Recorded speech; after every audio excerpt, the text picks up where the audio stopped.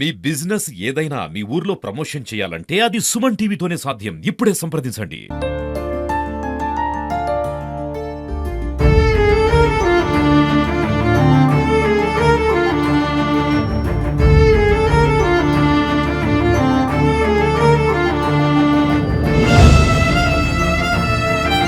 నాకేం చెప్పలేదు, అతను చెప్పి కూడా పోలేదు. ఎప్పుడైనా చెప్పి పోతాడు. మీ పేరెంట్స్ మీద ఏమైనా అనుమానం ఉందా? ఈ మధ్యకాలంలో మీ అన్న ఏమైనా బెదిరిస్తుందా?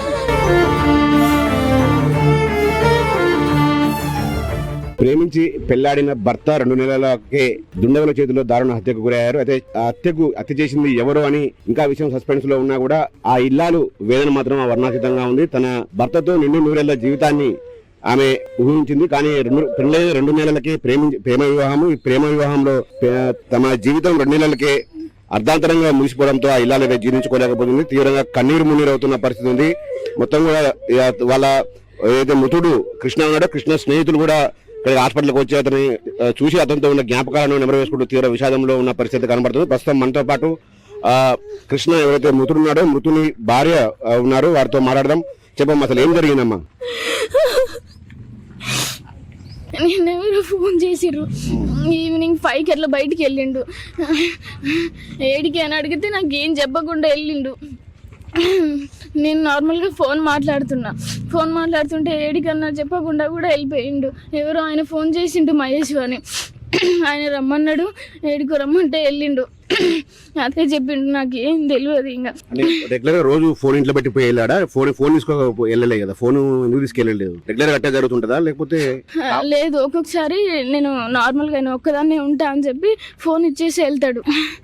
మాక్సిమం ఎప్పుడు తీసుకెళ్తాడు ఫోను. అంటే మీకు వివాహం జరిగి ఎంతకాలం అయింది? మీది లవ్ మ్యారేజ్ అని కూడా తెలుస్తా ఉంది.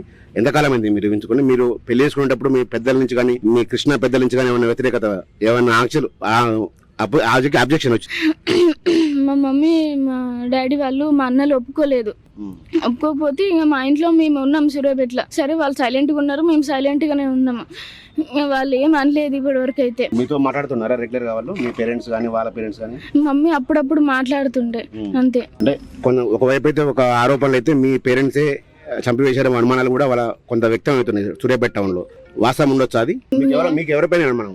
నాకైతే ఆయన ఫోన్ చేసిండు, ఆయన మీదనే ఉంది. ఊకంటే ఆయన ఫోన్ చేస్తుండు, ఆడికి ఈడికి రమ్మంటుండు, ఏదేదో చెప్తుండు. మొత్తానికి నువ్వు లవ్ మ్యారేజ్ చేసుకున్నావు, మీ భర్త అర్ధాంతరంగా చనిపోయాడు. ఏంటమ్మా అసలు ఏమనిపిస్తుంది? మీ భవిష్యత్తు ఏంటి అసలు? చంపేసిన వాళ్ళని నేనైతే ఊకోను. అలా ఖచ్చితంగా నేను కేసు పెడతా.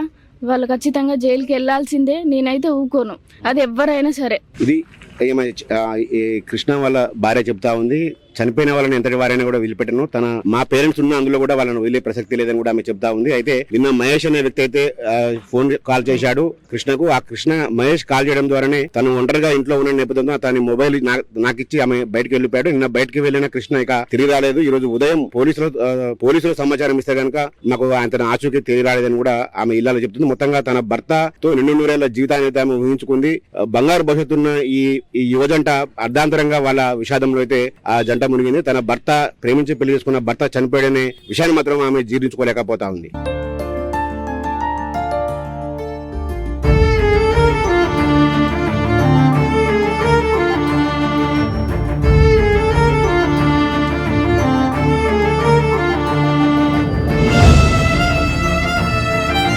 నాకేం చెప్పలేదు, అతను చెప్పి కూడా పోలేదు. ఎప్పుడైనా చెప్పి పోతాడు.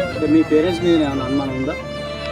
ఈ మధ్యకాలంలో మీ అన్న ఏమైనా బెదిరిస్తుందా?